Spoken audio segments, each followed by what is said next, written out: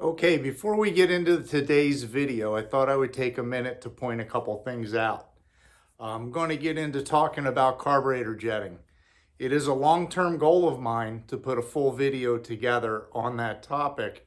I know there are a lot of people that are very confused by it. It's a hard topic to understand, and it's an even harder topic to explain. But in this video, I've got something that I believe everybody's going to understand perfectly. And it involves setting your pilot jet, which is the place you start when it comes to jetting. If you were starting with a fresh carburetor and had to start from zero, the first thing that you want to get set is the pilot jet. From there, you can go to the needle. You can go to the slide, the needle, and the main nozzle. And then lastly, you would set the main jet. So listen up, because the tip I'm about to share only takes 59 seconds to explain. It's very simple. I think everybody's going to get it. I've never seen this talked about anywhere. It's not in any manual I've ever read. It's not in any performance book I've ever read. And it's not in any video I've ever seen on YouTube. I've never, ever heard anyone else discuss using this method to determine whether or not your pilot jet is in the right range. So enjoy the next 59 seconds, and then I'll be back with just a little bit more. Hello, Roy Vanderveer here, and what I want to show you today is a dead giveaway that this two-stroke motorcycle's pilot jet is too rich. What we're looking at here, this black screw, is the idle screw. And you can see, and I'm going to try to come in close without blocking the light. Let's see if we can get in here a little better.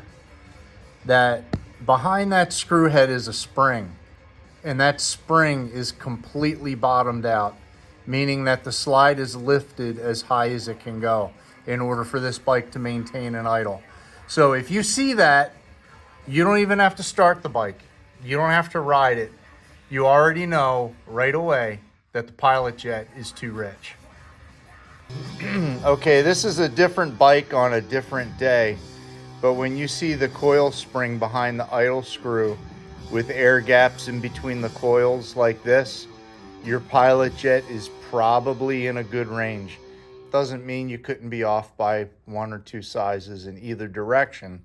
But when this thing is fully coil bound and that idle screws all the way in, pilot jet's too rich. There's no question about it. Okay, now that we've all seen that, I want to mention that if you get lean, if you're going leaner and leaner and leaner on your pilot jet, you can get down into the low numbers where eventually you just run out. I think Mikuni main jets stop at around a 10, and Kians stop somewhere around a 25 or a 20. And if you still need leaner, then that would be an indicator that you need a leaner slide. So these are all just clues to get you pointed in the right direction.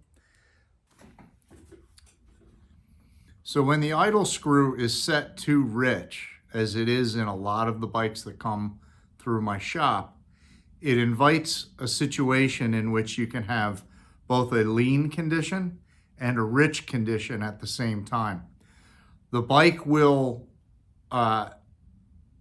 blubber like it's way too rich, and at the same time, when you roll off the throttle, it'll ping going into corners, which is a lean condition. And the reason that happens is because the pilot's too rich, and in order to make the bike idle, you lift the slide as high as it will go, which creates a huge vacuum leak right underneath the slide. So what you have to do is start working backwards and lean out your pilot jet. That will allow you to close the slide. By closing the slide, you're going to pull a stronger vacuum signal up out of the float bowl. That will make a leaner in numbers jet flow more fuel while you're closing the door or the slide. So when you enter corners, the bike's not still trying to push you into the turn. It should just shut off. So there you have it. You'll never look at your idle screw the same way again.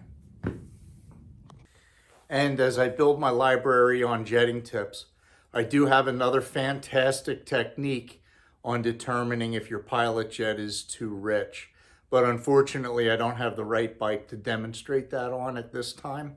The bikes that I was working on this week all have counterbalanced motors, and I need something with no counterbalancer.